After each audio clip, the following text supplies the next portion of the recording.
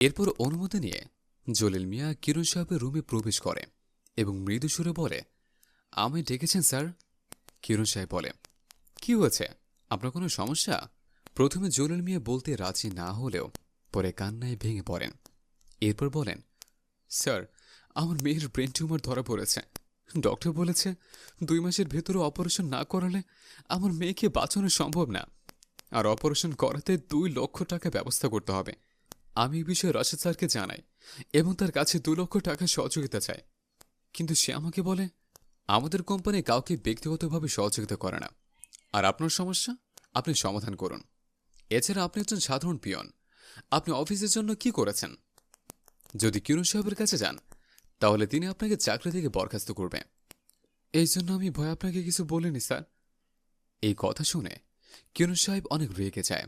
কিরণ সাহেব অত্যন্ত রাগান্বিত গলায় বলে, জলিল চাচা যা যা বলেছে তা কি সত্যি? রাশেদ কিছু না বলে চুপ করে আছে। কিরণ সাহেব পুনরায় জিজ্ঞেস করেন। তখন রাশেদ বলে, জি স্যার।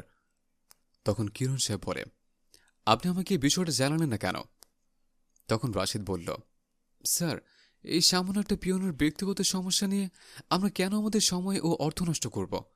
তখন কিরণ সাহেব রেগে টেবিলের উপর থাবা দিয়ে বলে, shut up, mind your language. কাকে আপনি সামান্য একটা পিয়ন বলছেন? আপনি কি মানুষের সঠিক মূল্যায়ন করতে শেখাননি? এই সমাজে আপনার যেমন মূল্য আছে ঠিক ওনারও তেমন মূল্য আছে। আজ উনি আছে বলেই আপনার 1 কাপ চা খাওয়ার সুযোগ মেলে। ওনার মতো লোক আছে বলেই এই অফিসে স্যার বলে সম্বোধন করার লোক মেলে। কাউকে ছোট করে দেখা একজন প্রকৃত মানুষের কর্ম নয়। আপনি আগে একজন প্রকৃত মানুষ হন। ইউর ফায়ার্ড নাও। এই বলে কিরণ সাহেব রাশেদকে বহিষ্কার করে দেন।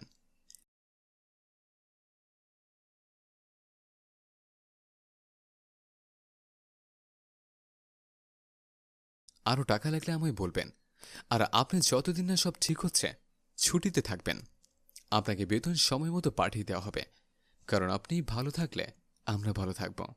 জলিল মিয়া আবেগে আপ্লুত হয়ে কিরণ সাহেবের পায়ে পড়তেই কিরণ সাহেব জলিল মিয়াকে বুকে জড়িয়ে ধরে আর বলে, সব ঠিক হয়ে যাবে, আপনি চিন্তা করবেন না, আল্লাহ তাআলা আছেন তো। এরপর জলিল মিয়া হাসি মুখে চোখে পানি মুছতে মুছতে সেখান থেকে চলে আসে এবং মনে মনে বলে, হয়তো এই মানুষগুলোর জন্য আজও মনুষ্যত্ব বেঁচে আছে।